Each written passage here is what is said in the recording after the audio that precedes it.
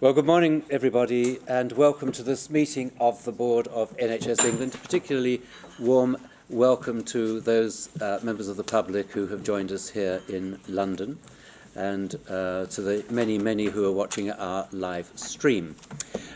We have this morning no apologies for absence, so we've got a full house, and I'm going to invite the board to declare whether there are any interests relating to matters on the agenda that don't form part of their already declared interests, a copy of which every member of the board has in front of them at this moment. So are there any interests to declare? I don't think so. Thank you very much for that. Just again to stress, as I must always do, no fire alarm is scheduled for the next couple of hours. In fact, it just occurred a quarter of an hour ago, which is one of the reasons why we have the meeting at 1:45 rather than at 10:30. And alarm should sound. Our staff will guide people safely, I hope, off the premises. So let me go straight in then to the formal business of the meeting. First of all, we have the minutes of the previous meeting, which have been circulated. I've not had any further comments back. Can I take those as an accurate record? Thank you. I have no matters arising from them. Are there any matters arising that members of the board would wish to raise? No. Okay. Thank you very much for that.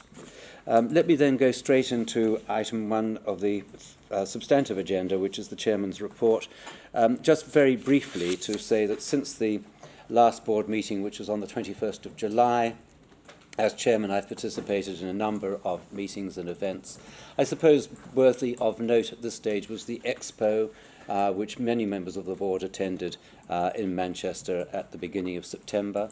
We had something like 5,000 people registered for Expo, about 4,000 came through each day.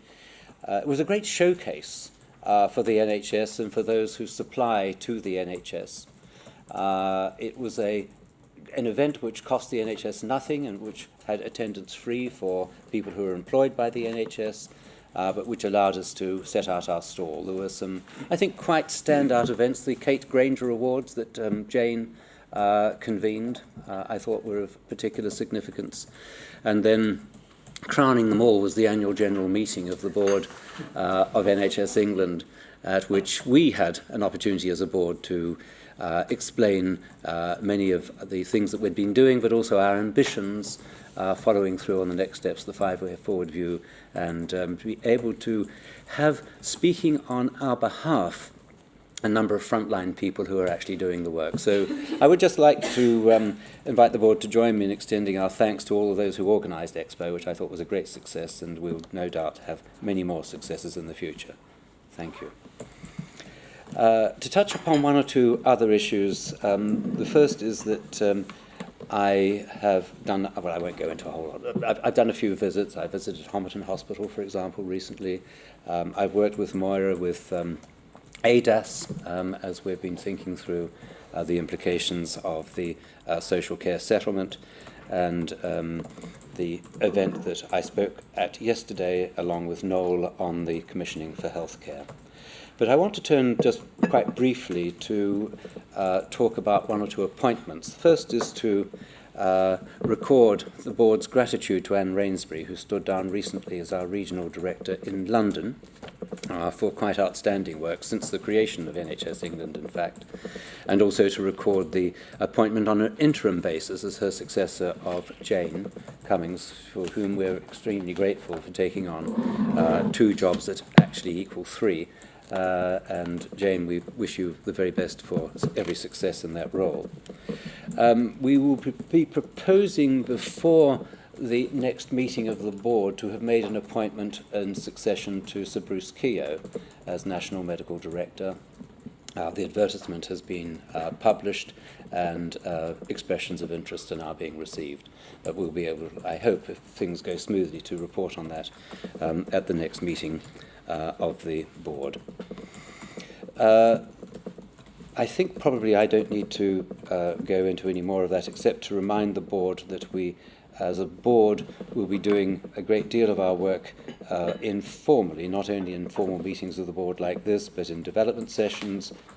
And the board will have a time-out development day on the 19th of October, when we will be taking members of the board through our future agenda, our strategic development, and the assessment and appraisal of our priorities for the coming year. The meeting of the board for Thursday, 14th of December, has been cancelled, but the board will meet again on the Thursday, the 30th of November. So I have no further matters to report orally and formally. I'm happy to take questions or critiques, indeed, of that report. But since there is no enthusiasm for that, I shall move on quickly and invite the Chief Executive to let us have his report. Simon. Thanks, Malcolm. I'll be equally brief because our agenda today reflects the priorities that we've set for ourselves and for the NHS for the year ahead. A strong focus on winter readiness, and I think Pauline Phillip will be with us to talk through the comprehensive plan that is laid out in the public board paper. We obviously have got a strong focus on financial performance through both the commissioning system and also to seek to secure the agreed NHSI £496 million deficit position that they've set for 17-18. The report, new format on implementation of the next steps on the 5-year forward view, sets out some of the concrete actions that are happening on cancer, mental health and primary care, alongside those other items, as well as on the integration agenda. So frankly, I think we will have a chance to get into all of that. Various things obviously have happened since we met on Friday the 21st of July, of which front and centre probably is the mass mobilisation across the NHS for winter. In addition, I've had sessions with London councils, with the Mayor of Greater Manchester, with the Commissioner of the Metropolitan Police, talking about matters of mutual interest between the NHS and the police service, and also with the Director General of the BBC and his team, as well as a visit to Her Majesty's Prison, Belmarsh, Category A prison, to look at the contribution that the NHS is making to the health of prisoners. Good, thank you. Any questions, comments for Simon? No? Okay, thank you very much, Simon. Let's move on then to the next substantive item, which is the expansion of the GP International Recruitment Programme. And Matthew, I'd like to invite you to introduce the paper. Thank you, Malcolm. I think this is an important piece of work, and I think probably worth setting in the context of our wider strategy around GPs and primary care. We have, in the 5-year forward view, set out investment in GP services as being a key part of our strategy, and set an ambition that we would increase funding by 14% in real terms for GP services. In the past year, we've seen a 3.2% real terms increase, which is the fourth year in succession that we've seen a growth, which is a marked change on what went before, when we were seeing a reduction in investment in GP services. Now, this is obviously of vital importance to us as we take forward our wider strategy of trying to support an ageing population outside of hospital, keeping people in their own homes, supporting people in the appropriate case for their care. And that combined with the winter strategy, which we'll talk about later, which is also looking to primary care to do a great deal in order to help maintain people's health rather than relying on A&Es or things fail, means that we need to ensure that that investment in primary care is turned into real GPs on the ground doing real work and supporting populations. We set an ambition to have another 5,000 GPs by 2020, and we have been increasing our recruitment into GP training programmes in order to achieve that, and are on track to get most of the way there. But we also believe we need to run an overseas recruitment programme to bring about another 2,000 GPs into the NHS in order to supplement that and ensure that we have the right support for the public. So we're working with the General Medical Council and with the Royal College of GPs to identify which countries we are recruiting from, and they're doing the work at the moment to determine which qualifications that they will be recognising from non-European Union countries, and we have placed an advert to get the support that we need in order to do the international recruitment. And our plan over the next couple of years is to recruit another 2,000 qualified GPs and to have them embedded in the areas of most need in order to support the development of primary care services. So I hope the board will support this set of activities and the work that we're doing with all of the appropriate professional bodies who are very supportive of this activity in order to make sure that we continue to have the world-class primary care service that England has been lucky to have for the past 70 years. Thank you very much, Matthew. Let me take any questions or comments to Matthew. Moira. The value and scale you talked about in supporting people doing it. I just wondered about the devolved nations and whether, I assume they have a similar problem in recruitment. Are we working with them at all? Are they not in need of recruiting, and they won't have the same scale that England has? So this is a this is an England-based activity at the moment, but we maintain our links with the devolved nations across all of the work that we do. So this is focusing specifically on the challenges for NHS England. Thank you, Matthew. What confidence do you have in the 2000 target, and what are potentially some of the risks you see with this work?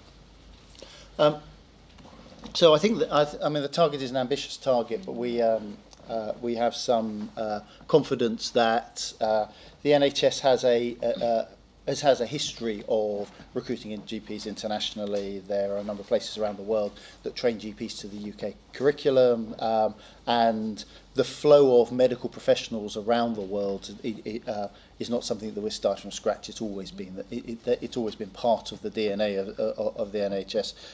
So we think we can create an attractive working environment that people will want to come to. We have an obligation to make it land well for people, that we want when GPs come into the NHS for them to land well, to be well supported, to be able to engage with their clinical colleagues, feel part of the wider team, and be able to see it as the positive career step, as well as the opportunity to deliver care to our patients. So I think the risks are things we can manage, but when people change country where they're working, that's a challenge and a risk, and we need to do it well and make sure that people feel welcome and supported and properly integrated with the NHS way of working. Yes, please. Also, just to complete the picture, which I know you know, Michelle, but obviously the international recruitment is just one aspect of the much more concerted programme to expand the availability of GPs. I think we're actually seeing good progress on the expansion in the number of people taking up places on the GP vocational training scheme, and HE will be updating quite shortly on where the I think the round 2 numbers have got to. That's looking positive. Similarly, we know that for jobbing GPs, there are a whole series of workload pressures, and there is effort that a lot of the STPs have surfaced to help GP practices work in a networked fashion with the extra clinical pharmacists and mental health therapists and practice staff in a more multidisciplinary way that's reported in the Next Steps paper. But one of the big issues for GPs, as you know, is the threat of rising indemnity costs.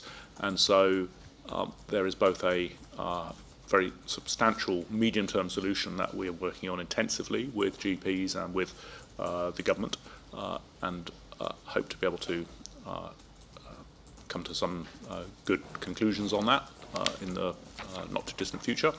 But there's also an immediate issue over the winter period, and so today NHS England is announcing that we will invest £10 million over the period October through the end of the financial year for GPs taking on extra out-of-hours shifts over that winter period.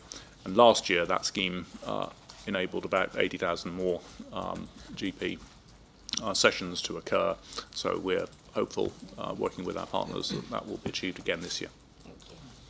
Thanks for that. And we'll, of course, be building on that scenario when we come to the paper later on the agenda on winter resilience. I have Wendy. My question for later. Okay. Dave? Matthew, two things, one of which I may have missed, if so, apologies, but we're recruiting partners, salaried GPs, locums. What's the profile? Is it, I guess there's a concern about the growth in the number of locums relative to the number of people making commitments to partnerships. Just interested in that. And secondly, given this is at some scale, which is good, induction and support can therefore also potentially be delivered at scale and not be handled just locally. And I'd be interested to know what support and what ongoing performance reviews we have in place to help make people successful. Yeah, thank you for that.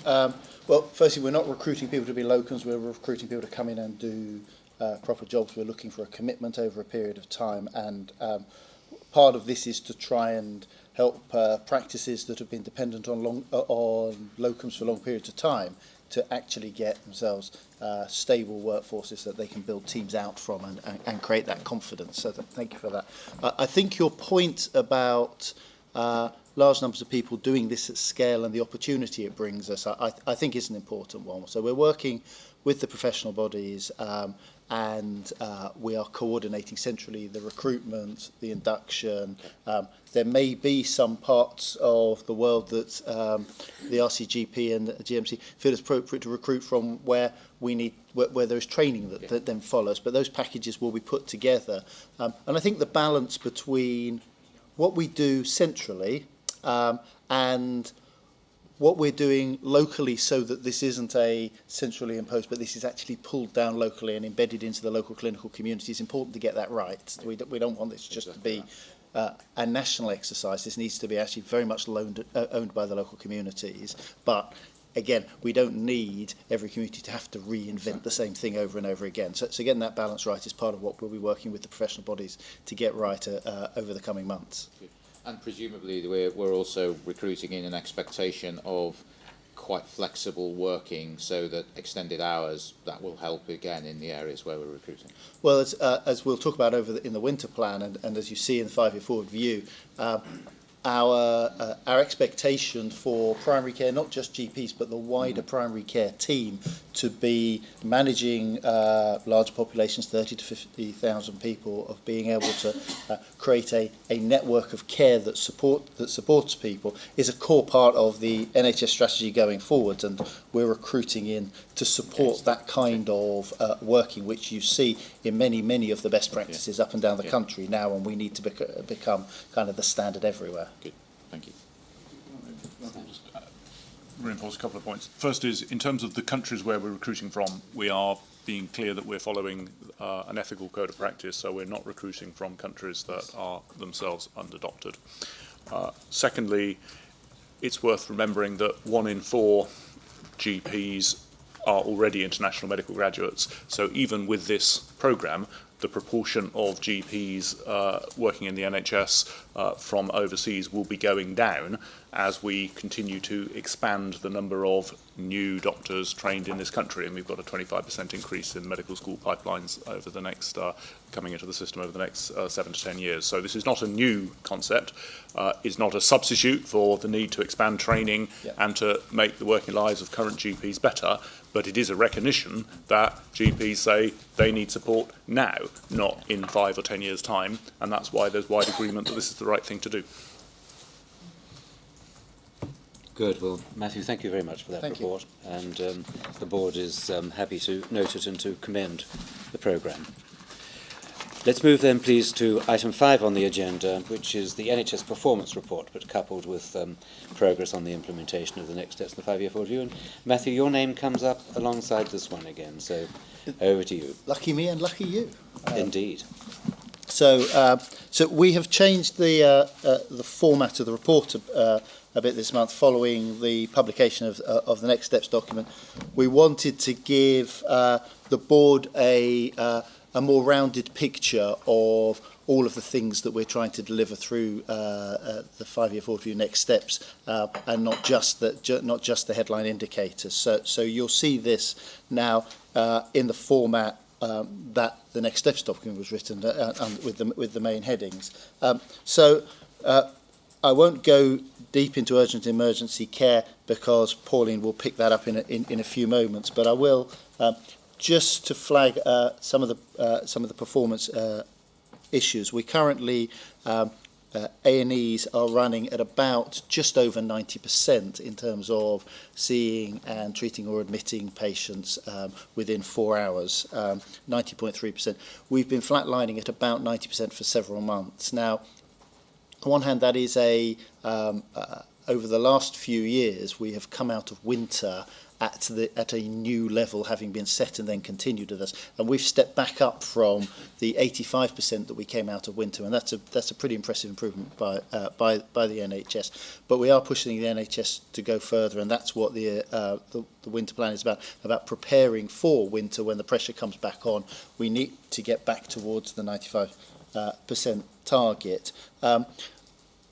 We are seeing continued very good performance by our walk-in centres and urgent treatment centres, and demand on those going up faster than it is on core A&E. So I kind of thank the general public for that. If you go to one of our urgent treatment centres or a walk-in centre, the probability you will be in and out in 4 hours is something like 99%. So the performance of those services is absolutely excellent. And I would urge people before they go to an A&E department to say, do I actually need all the things that a hospital has to offer, or is there a better way? Can I book an appointment with my GP? Can I go to a walk-in centre and get my care?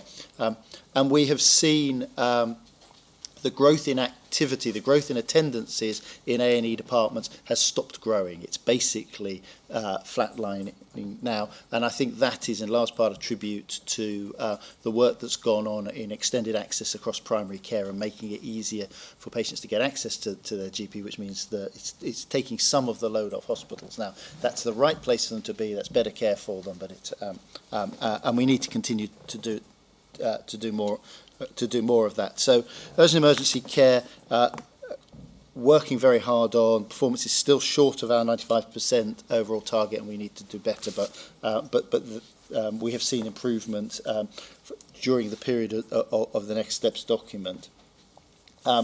Primary care, I talked about the investments that we've made and the way in which that fits into the plan. We are also on track to deliver extended access to 50% of the country by March 2018 and across the whole of the country by March 2019.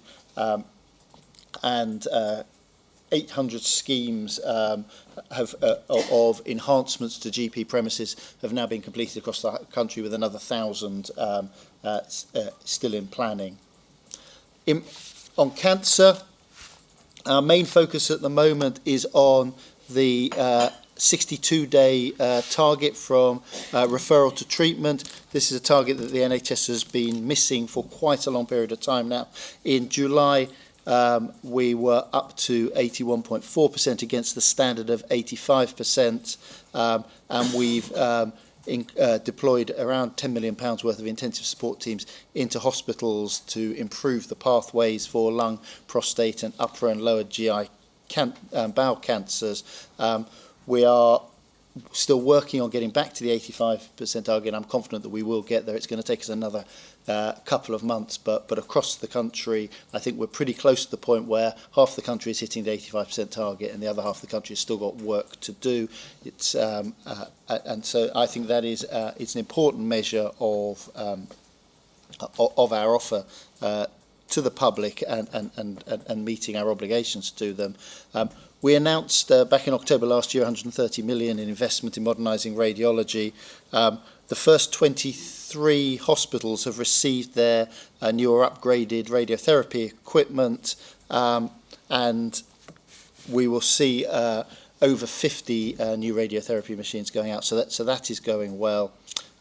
The the challenging standards that we set for mental health, we have been doing extremely well in achieving. We are either on track to hit them or we're hitting those targets. So across the country, I think the focus on mental health access for things like children and young people, eating disorders and early intervention in psychosis, IAPT recovery, are all progressing extremely well, and we're planning to open another 150 to 180 Tier 4 CAMS beds to meet the demand and stop people from having to be moved around the country to find capacity. And just the last thing I would mention is that the progress that's being made with sustainability and transformation programmes, we are seeing the right across the country, a growing working together between different parts of the NHS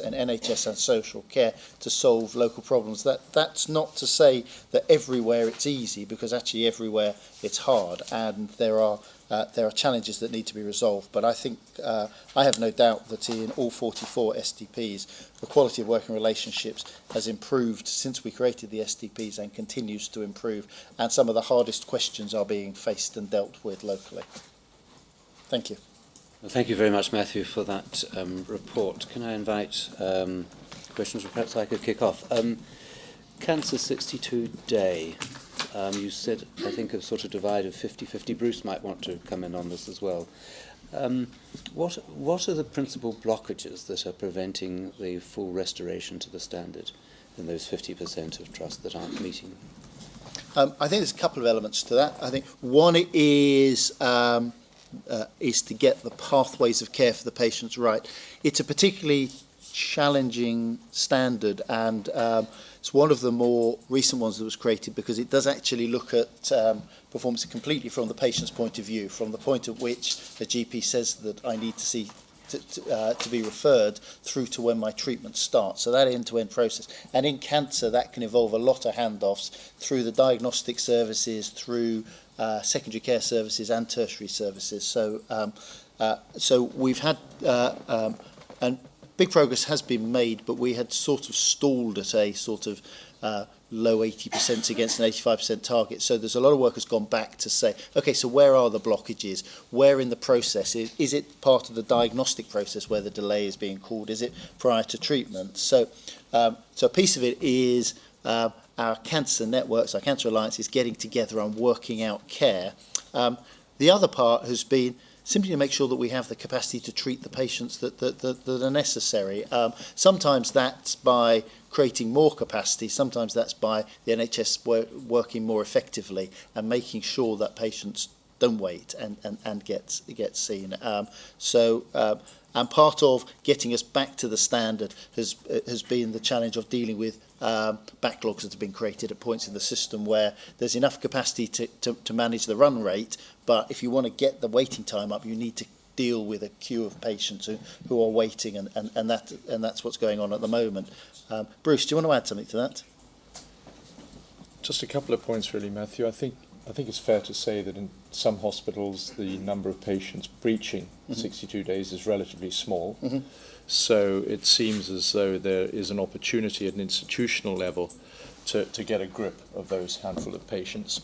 And I think if there's any reason that you should do that, it's would you really want to wait longer than 62 days? Yeah. Yes. No, this is it's a clinical and it's an ethical issue. But I think your point about this being relatively small numbers of patients is a really important one. So we're talking about sort of 600 patients breaching in a month's time. It should be down to about 300 patients breaching. So you start to look at it, and you're talking about 5 hospitals in the country where they're not managing to deliver the standard, and and then when you break it down into specialties within that hospital, it's a small number of specialties within a small number of hospitals, and you can actually go and talk to the lead clinicians and the management in those organisations and say, look, as you say, this is about patients and their care. They should know the names of those patients. We know the names of the patients. We should be able to see them through. So The numbers are that small? Yes. Okay, thank you. And I think, Bruce, you've been talking to the medical directors of some individual organisations, haven't you? Yes, I have. Thank you, Bruce. Sorry, Malcolm, let me we had carry a on, deep dive of please. this in the commissioning committee yesterday on cancer more broadly, and I think the sense we got was that firstly, Callie Palmer and the team have got a real grip of the situation. Secondly, that the critical aspect is about aligning the entirety of the chain to deliver within a hospital. That's fundamentally about leadership, particularly in the medical directors. And there are some great examples that people can learn from, and we just need to make sure that the right attention is on this in the hospitals where, as Bruce and Matthew say, there's a very small number who are struggling for whatever reason, and we need to help them and support them. And but this is a manageable problem, but it's a really important issue to face. I think one of the things that's emerged is I think that some of the organisations haven't really realised that there are patients being subjected to this long wait. And so part of our sort of combined endeavour has been to bring that to the attention, and particularly to bring it to the attention of the clinical teams, who I think have shown particular interest in resolving the problem. Correct. And presumably to the attention of the boards. And to the boards, Yeah. chairs, chief executives, that this needs to be owned by the whole of an organisation, and it's a reputational issue for them. They owe it to their patients for this not to be happening in their organisations. Joanne and Noel. Joanne? Matthew, thank you. You've got some numbers in the report against the target in the next steps document of the 2,000 to 3,000 hospital beds to be freed up through better working with social care. So those were interesting numbers. I wondered whether you might give us if you like, a sort of more rounded picture of how you think that's going overall, and where you are against your trajectory. Yeah, thank you. So we agreed that we needed to get the number of patients who are delayed in hospital waiting for some sort of package care, either from the NHS or from social care, back down to the sort of numbers it was the last time the NHS was hitting 95% in A&E. And that meant releasing about 2,500 delayed beds that are classified as delayed transfers of care. Now, there's a front-end issue about that is that if the hospital is full, you can't admit people who need to be admitted to the hospital through A&E, and you get delays in A&E. But I think there is an equally important issue that these are generally frail elderly people, and keeping frail elderly people in hospital when they don't need to be in hospital is the wrong thing to do for them. And it's not the care that you would want, or that you would want for your parents, and we need to move that on. So there's a really big there's really good reasons for doing this that aren't just about the A&E target. So we split the 2,500 target between the NHS and social care as where the blockages were, and agreed that we would aim to reduce by 1,250 delay transfers each. This was back in about February. At this point, we have reduced between us the number of delayed transfers by about 800. So about halfway through the time period, and we've done about a third of what needs to be done. The NHS has reduced its delayed transfers by just over 400. Social care has reduced its number of delayed transfers by just over 200, and ones that are classified as being both our problems have been reduced by about 100. So it comes to about 800 reduction. So we need to do more. We are making progress from... Before you go further, I think we want to get into this maybe in the route to resilience discussion. I'll just do the detail on the numbers. But I think there's some data in that paper that we might want to drill down into further. Thank you. No. It was that question, right. Everybody wants that question. Other questions for Matthew on this paper? Aware that some of these questions are going to continue to come up later on the agenda. Okay, well, Matthew, thank you very much for that. And now we will turn to the Finance Director, Paul. Thank you very much. So the report that you have in front of you summarises the financial position as it was reported at month 4. Now slightly more than a month out of date, I guess, because the timing of this meeting always means the publication of the paper will be a bit delayed. However, we have now reviewed the month 5 information, and I can tell you that there is very little change in either the year-to-date trends or the forecast or the assessment of risk. So what you have in front of you actually represents a perfectly good set of numbers to form the basis for our discussion today. In the month 4 forecast, there are only 3 points to note.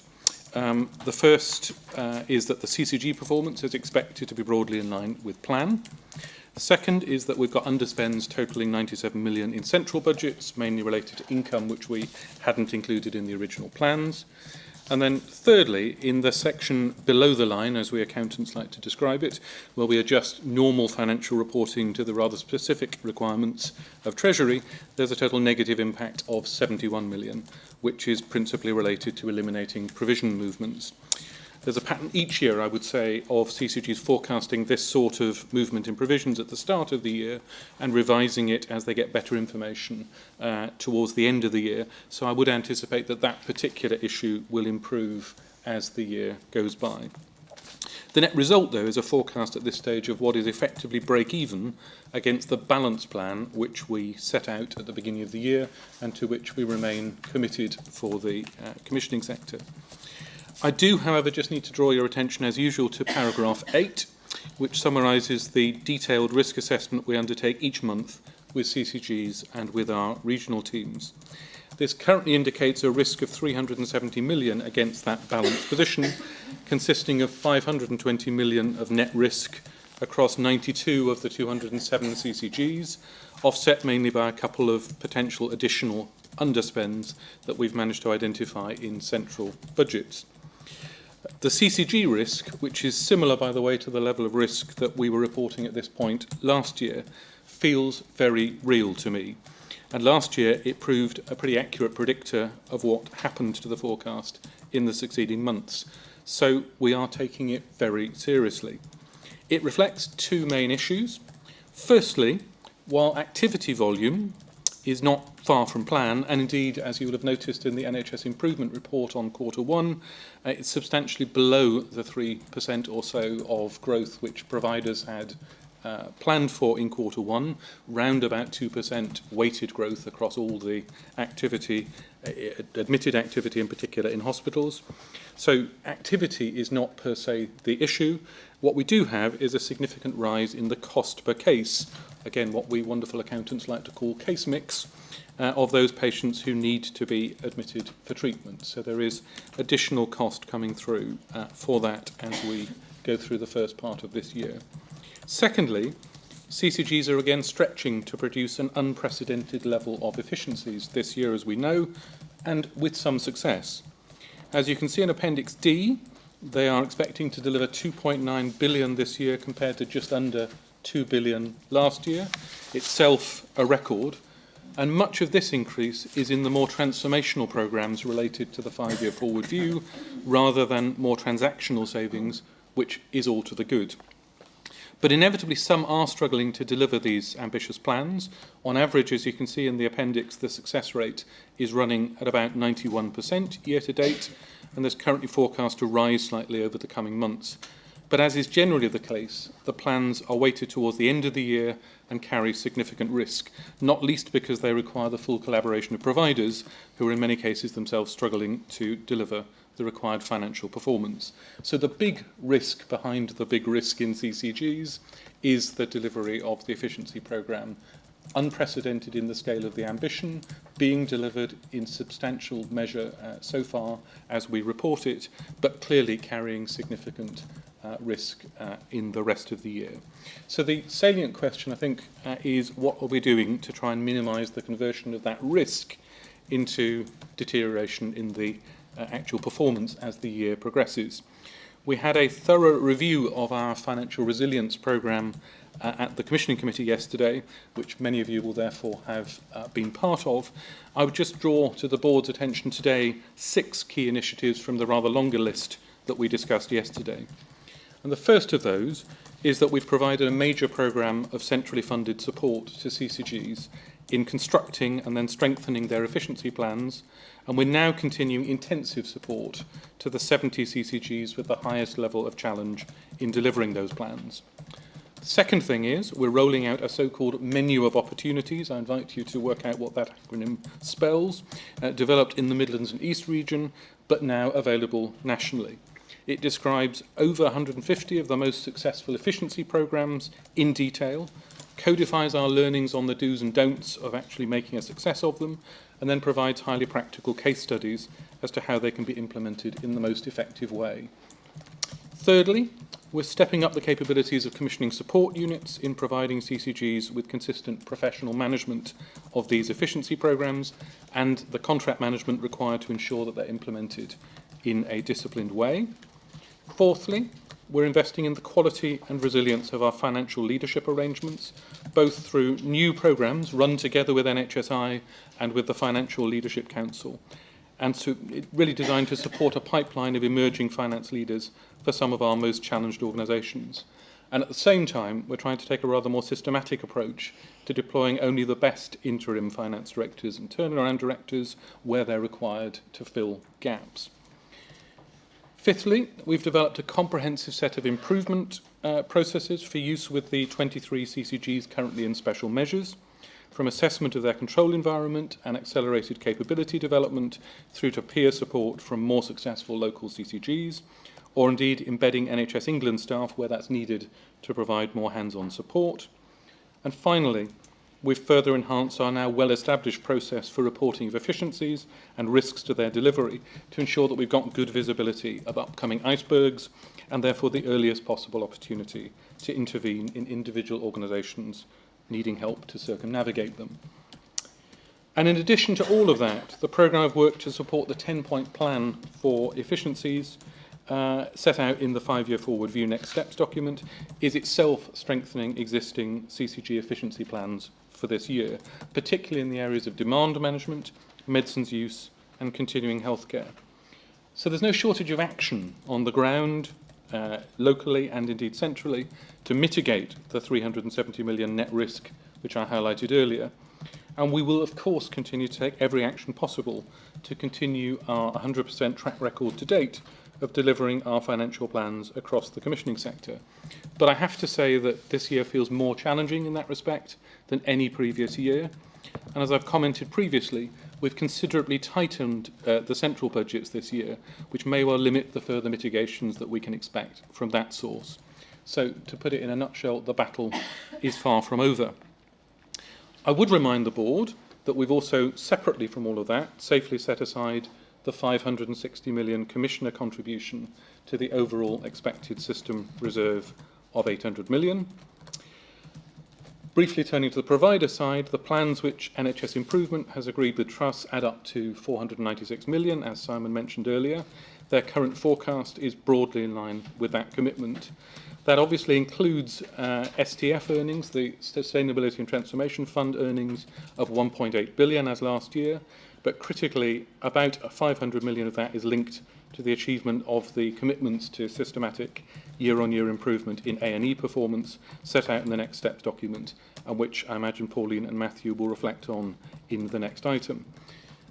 It's obviously essential that the provider deficit is held to that level, the 496, if the financial strategy we've together set for the year is to work. And on that cheery note, perhaps, I'll stop for any questions or contributions from colleagues. Well, thank you very much, Paul, and as always for the clarity of that report. David. Malcolm, maybe just we had as Paul reflected, a deep dive yesterday on this within the commissioning committee, and maybe just to give the board a reflection. You know, in my day job, one of the mantras is past performance is not a good predictor of future success. And, you know, the team have done a very good job over recent years of demonstrating real operational and financial grip over the numbers. But I think just to re-emphasise the message that Paul, I think, rightly put there, is this year is materially harder. The pressures are higher. The room for error is higher. And the room for compensating actions is less. So the budgets are tighter and tougher. And whilst I think we came away with a degree of confidence, as always, that the team were doing the right things, were addressing the right challenges, I really think the board should be aware that you should not take huge confidence from having done this in previous years. This will require a lot of very hard work on behalf of the whole commissioning system and the provider system, working effectively together to resolve problems and spot opportunities and drive a significant efficiency into the system whilst delivering the outcomes that are actually the most important of all of this. So I think the challenge is very significant and will require a lot of things to go right. Slightly sober note, but It's a very fair saying. very sober note, and that's for the current year. Indeed, There are other next years year's ahead. and the year after are clearly more challenging. Indeed. Right. Well, thank you very much, Paul, for the report, and David for those comments on it. We turn now to what I know the board regards as a very major and important issue for us around winter resilience preparation, and I'm very pleased to invite Pauline Phillip, who is leading for us and indeed for the system on winter resilience and UE, urgent and emergency care. Pauline, you're very welcome. May I invite you to identify for the board the highlight points in the paper, and then we'll go into a more general discussion. Yes, indeed. So I think following on the statements that just have been made about challenges, and this is certainly one as far as the NHS is concerned. And just to put the paper in a little bit of context, that the overall ambition is that we will deliver the transformation that we have agreed through Bruce's initial report, the review of urgent and emergency care services, and that has been followed through in the 5-year forward view and the next steps document. So in order to achieve that transformation, we need to do two things. First of all, implement a number of different transformation programs, and secondly, on a day-to-day basis, manage the challenges that the services face. So just to start off saying a little bit about transformation, and I think it's fair to say that just about all of our health system is somehow connected into this, whether we're talking about out-of-hospital services or in hospital. And what I'd like to do for a few minutes is just highlight some of the progress that we are making. Matthew mentioned earlier that if you look at demand, that we can see that flatlining at the moment, and we've set out in the paper that if you look at medium-term growth and long-term growth, you can see that as far as non-elective admissions are concerned, A&E attendances against medium-term growth, we are doing well, it's flatlined, and indeed as far as GP referrals are concerned, even against long-term growth, we're seeing progress. So just to talk about some of the transformation areas and the early impact. If we think of out of hospital first, the work that we are doing around access to GPs, that by March this year, 50% of our population will be covered as far as weekend and evening access is concerned. And as Simon mentioned earlier, the extension of the indemnity scheme will mean that more than the 80,000 additional sessions that we put into place last winter will actually be available this winter. Moving to 111, which is one of our significant areas of transformation, last winter about 22% of our population were covered by having a clinical contact when they picked up the phone and contacted 111. Our August data is telling us that we are now up to about 36%, and we hope that by March this year we will have achieved 50.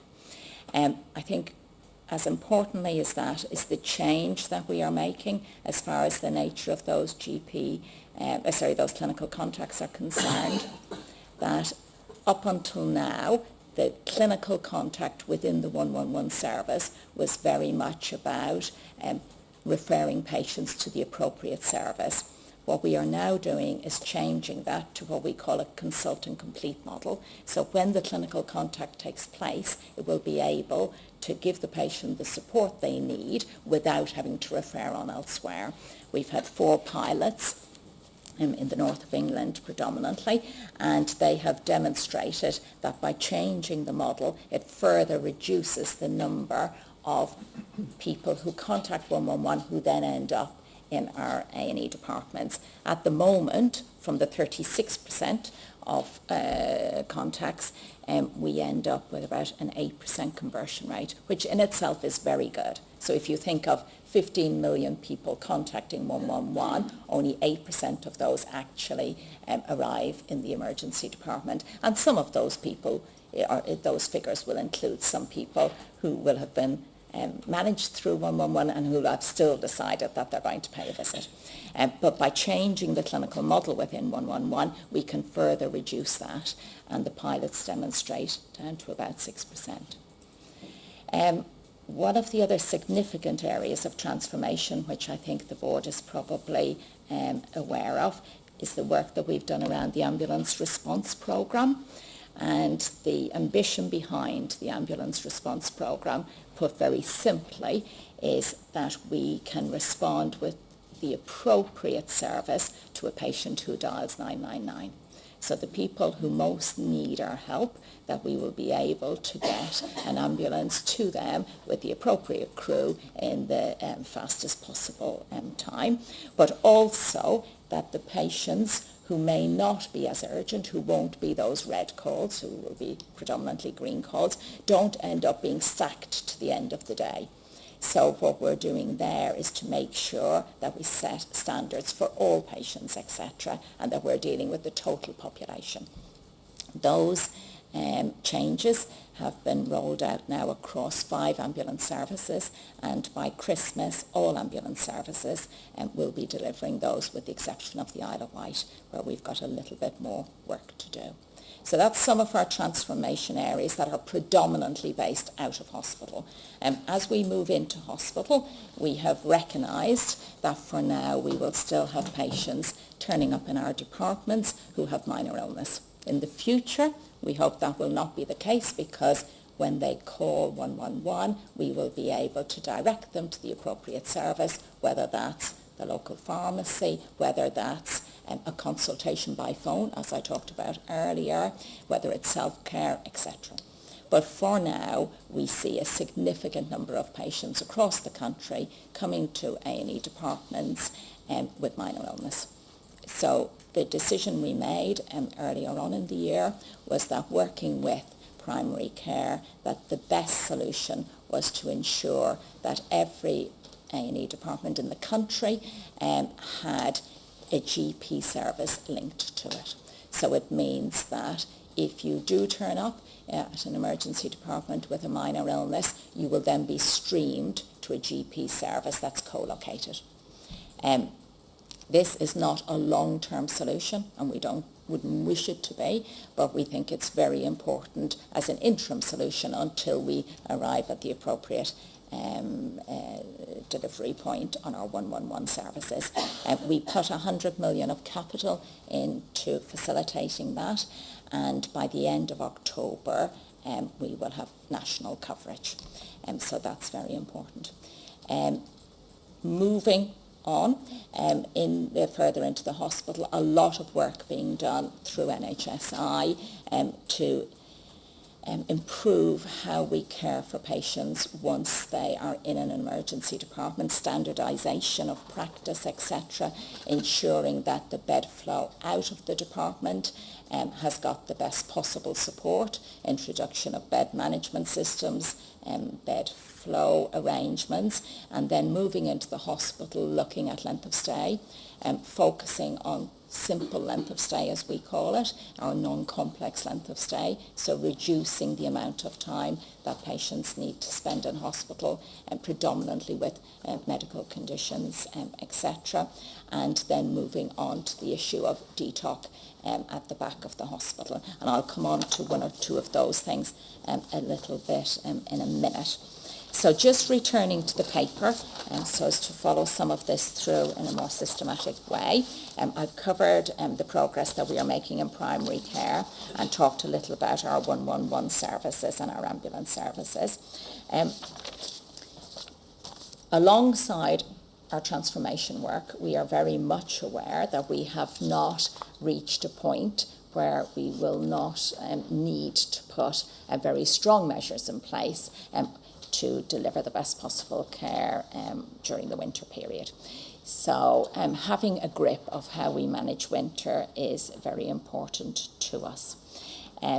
From a national point of view, our intention is that we will set up arrangements whereby nationally, regionally, locally, we are first of all aware of what's happening, that we have the appropriate information available, but also that we will be supporting intervention at each level of the system. In order to do that, we are working with individual providers across the country to develop the best possible plans that will support that intervention. The other area that we are focusing on significantly are issues around flu. So from the early information that's available to us, we're clearly nervous about what we see happening in Australia and New Zealand, and in particular the H3N2 strain. Now, as we know, we will not know our overall strain here until around December, because these things mutate along the way. But we are being very proactive and focusing on flu vaccination and flu planning. From a flu vaccination point of view, children to the age of 8 will now receive the vaccine, and children from the age of 4 onwards will receive it in hospital. Not in hospital, in school. So that will increase the uptake. Also rolling it out further across our maternity units, and a big focus on increasing the number of staff. As far as the vaccine uptake is concerned. Last year we got to just over 63%, with a number of organisations, a number of hospitals being able to deliver in excess of 75. So trying to drive those numbers up by use of the sequin, etc. And also by focusing on staff out of hospital and care homes, nursing homes, and so forth. Alongside that, the planning as far as the level of flu in the system is concerned, and how we better support people with clinical needs around flu, whether it's out of hospital, if at all possible, but also if people need to be brought into hospital, how we receive those patients, and not necessarily through our emergency departments. So that's one of the challenges that we are facing as we go into winter. The second challenge refers back to some of our transformation areas and the work on detox. Clearly, we have recognised by looking at performance over previous years that up until about 2013, we were doing very well from an NHS perspective, that even when we had increases in demand, the reduction in length of stay was able to compensate for that. We see a different picture since 2013, and the major issue involved in that is the 40% increase in patients who remain in hospital who really do not need to be there. And Matthew referred to that earlier, talking about the fact that it is absolutely not the type of care we want to provide. So earlier this year we had a dialogue around the numbers of patients who were in our detox beds. The estimate in July was about 6,000 beds, and across government we reached an agreement as far as the money that would be put in to support social care, but also to help as far as reducing detox is concerned. The agreement that we reached was that we would aim to tackle about 2,400 beds between health and social care, about a 50-50 agreement. From a health point of view, it's clearly very important that we do our bit, focusing on CHC assessments, making sure that they are not happening, if at all possible, in hospital. And we've set ourselves a target of reducing that to below 15%. And then once the CHC assessment is completed, that action is taken within the 28 days. I think our real challenge at the moment is in reducing the social care detox by the approximately 1,200 beds, and the aim was to achieve that by the end of October, early November. The up-to-date figures is that reduction is as low as 228.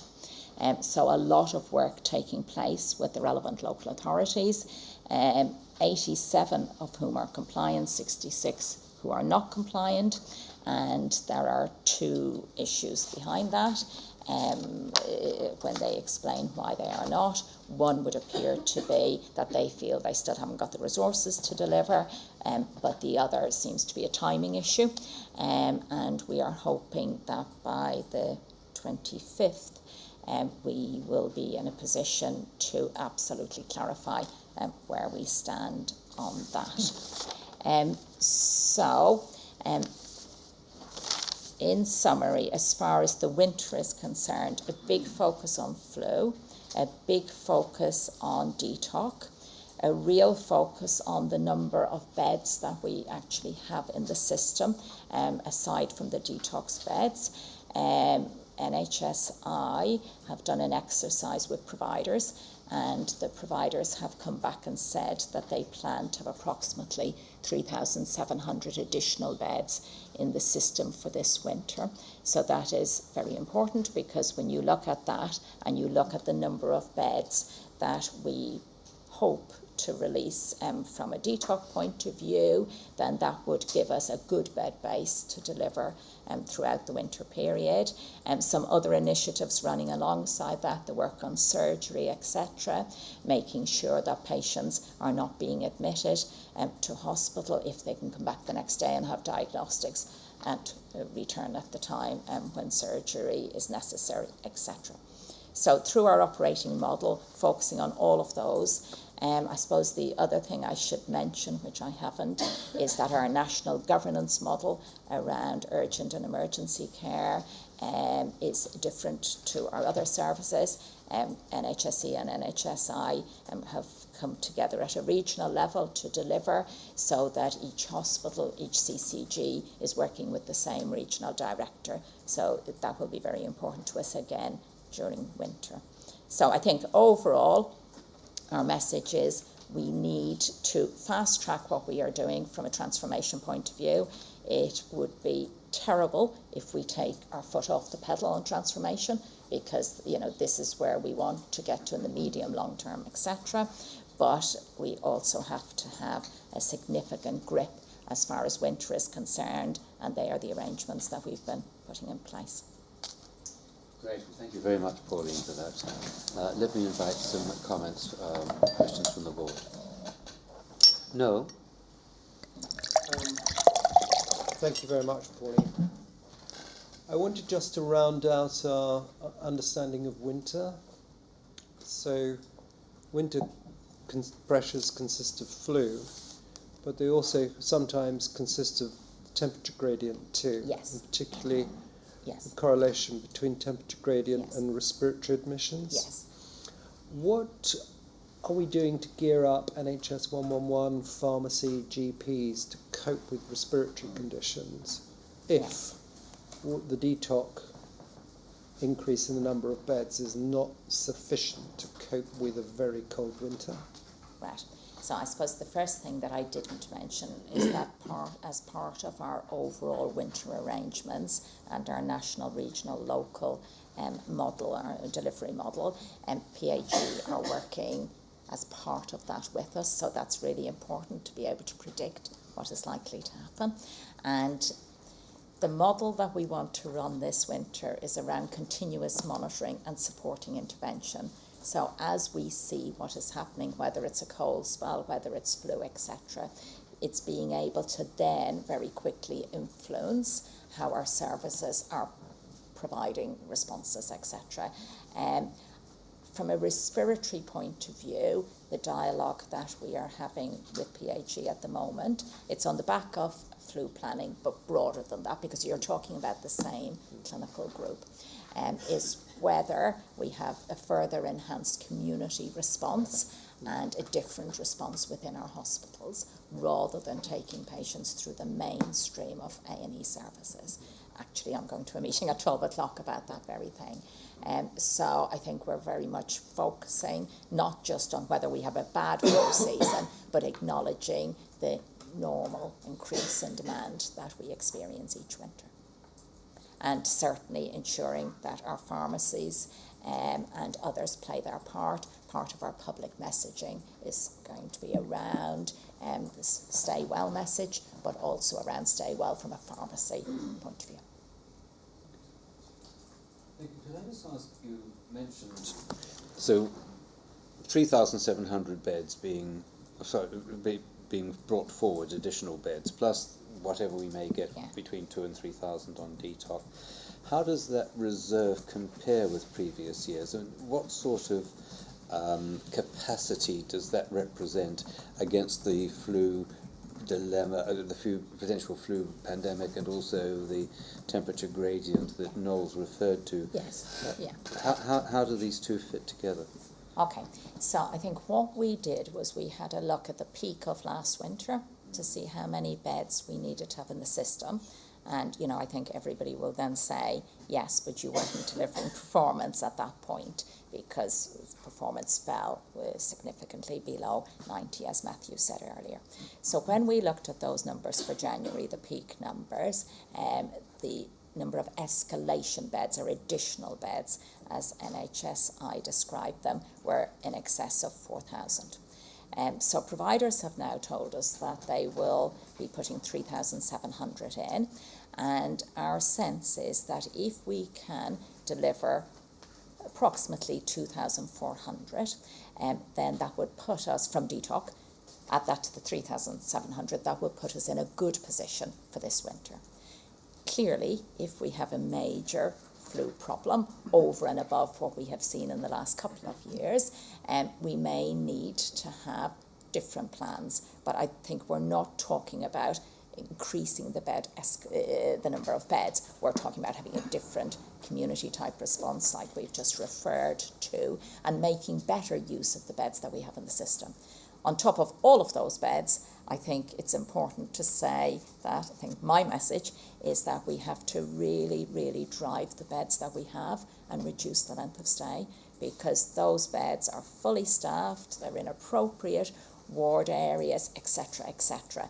And, you know, not only will they give patients a better experience, but it'll give our staff a better experience. So we have to tackle medical length of stay predominantly over the coming weeks and months, and that's the strong message that we're pushing out through NHSI. One comment on that, underpinning exactly what Pauline said, Malcolm, which is that I think what we are collectively saying, NHSI, NHS England, with Pauline's leadership on this, is that we want the effective availability of inpatient beds to be higher this coming winter than it was last winter. And the route to getting there, as set out by trusts and NHSI and Pauline's direction, is a combination of opening extra beds plus freeing up the beds that are currently blocked. To the extent those beds aren't freed up, then there will need to be further beds opened. But the reason that is not the best approach is because of the staffing constraint. It's not as if there are just lots of extra nurses around to open up extra beds. We would do far better to try and ensure that the beds that are already in hospitals are being used for the emergency medical patients who really need them. And that's why this real focus of effort around discharge, both from the point of view of what NHS community health services need to do with their acute trusts, but also the very difficult conversations that are happening in some parts of the country now around the social care interface, and the government's been very clear that they want the same focus in social care as they're expecting in the NHS. That is crucial to making a success of the pressures that everybody is facing. Thank you, sir. Further questions, comments for Pauline? Yes, Wendy. I guess one, maybe one for Matthew. We spent a long time yesterday going through the plans, and I took great confidence from just the step forward they've made in the last year in terms of the detail. And clearly we're putting a lot more effort and energy into them. anticipating such a step up in activity, that obviously puts a real pressure on the system. How do we think about what we're going to stop or slow to deal with this wave of activity, create the capacity to deal with create the winter? capacity to manage winter. Yeah.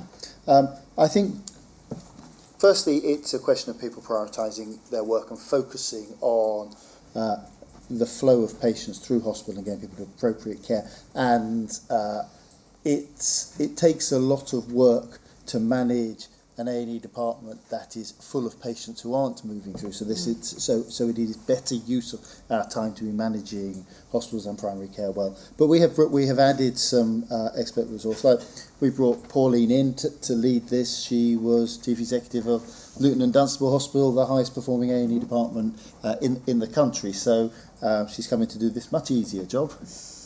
But we are adding we have built a team around Pauline, so she's on her own, of both at national and at regional level to be working with primary care, working with hospitals in order to drive this into place. So we have created a dedicated resource in order to focus on this.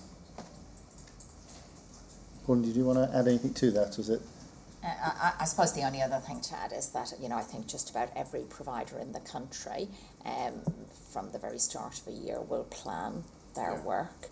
And the vast majority, I hope all of them, will be already planning that during the December period, that they will do a lot more day case work into January, etc.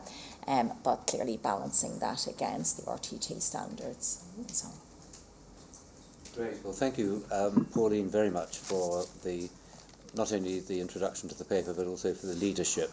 I think one of the critical aspects of this is the extent to which it's been joined up with NHSI, the extent to which we are taking a problem which every year at this time is a major challenge as we face winter. We're never quite sure what it's going to throw at us.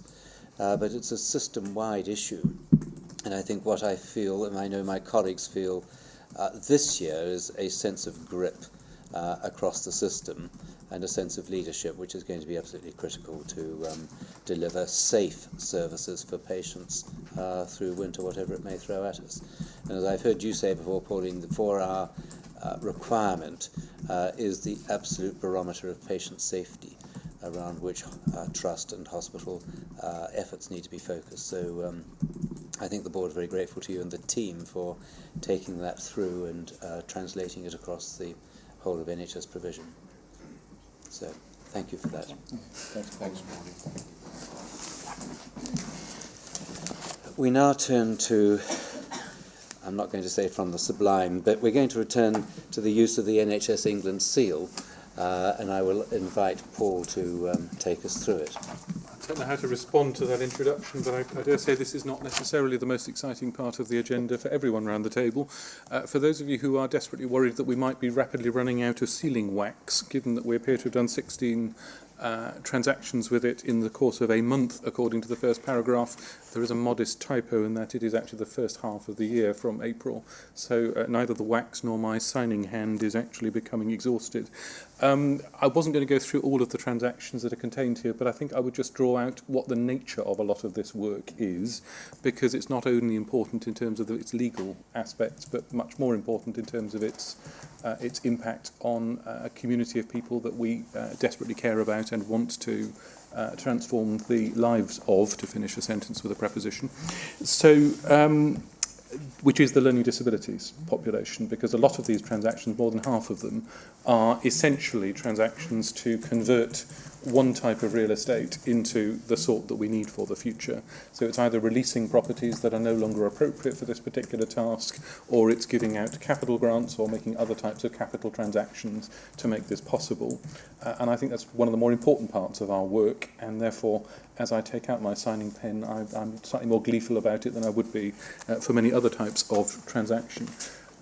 This is going to continue because we've got a major programme clearly over the next 2 or 3 years to transform the way in which we deal with this particular community and make their lives better. So I anticipate this will be a long list as we go forward, but that's essentially the more important part of what you have in front of you. Well, thank you, Paul. I think it's rather important for us to know something of the background to the bald statement of documents that have been signed, so grateful to you for that. We turn now to that part of the agenda where we receive reports from committees, and just to remind ourselves that a great deal of the board's work is done through committees. That's the point at which we get down to the deep dives and the review of what's actually being undertaken across the system. So that when material comes to the main board for deliberation and decision, it's very often been pre-discussed and pre-digested, either through committees or through the board working through development sessions to try to ensure that what comes here isn't half-baked. What comes here has been pretty thoroughly thought through by the board on a pretty much a unitary basis. If I may, I'd like to invite the chairs of the various committees to speak, if they wish, to the papers that we have before us. So the first one on the list, David, is you as chair of the Commissioning Committee. Thanks, Malcolm. I'm not sure there's anything I'd particularly draw members to attention to, so happy to take questions. The only observation I'd make is that it's good to see that we have seen some directions being removed as well as being imposed. The challenge, of course, is always to build that on a sustainable basis. Any questions, David? No. Okay. Moira, the Investment Committee. Welcome. Happy to take any questions. Anything from Moira? No. Thank you. No, Specialised. It's self-explanatory, I think, Malcolm, with the exception of one additional data point, which is that, as you know, CHD is under the auspices of Specialised Commissioning, where it's reviewed frequently, and the conclusions will come to the board, on the public board, on November the 30th, I think, for final decision. Yes. So congenital heart disease, still actively considering the responses to the consultation process and devising recommendations which will come to the board. Plan to come to the board on the 30th of November. I don't at the moment see any reason why that should not occur. Okay, thank you very much. And then Joanne for Audit and Risk Assessment Committee. Thanks, Malcolm. So the Audit Committee met on the 21st of September. That's why the minutes haven't been formalised yet. There are a couple of things that the committee is keeping a very close eye on. One is primary care services. Colleagues will know that that's the portfolio of services, essential back office services that keep primary care running. The committee is watching the recovery of those and making sure that the improvements that we're seeing in the processes are embedded for a sustainable, high-quality service in the future. The second thing that the committee is keeping a close eye on is to make sure that the actions which are generated as a result of internal audit assessments are being followed up and actioned and closed in a timely way. Beyond that, Malcolm, if I can just say a couple of things about our own process as a committee. So we've just undertaken our annual self-assessment exercise, which was very valuable. I would say that the committee has the benefit of being very well supported by an able team, both of internal staff and also of external advisors, to which end we are in the middle of conducting I am, as chair of the committee, supporting the executive team, and we are conducting an exercise to re-tender internal audit services, which is coming close to a conclusion. Good. Well, thank you, Joanne. Any questions, comments for Joanne? No, well, thank you, and all the chairs for the work that the committees do. That brings us to the end of the agenda. I have no other business. Is there any other business? In which case, may I invite the board to pass the usual resolution about passing into private business? Agreed. Thank you. This meeting is closed.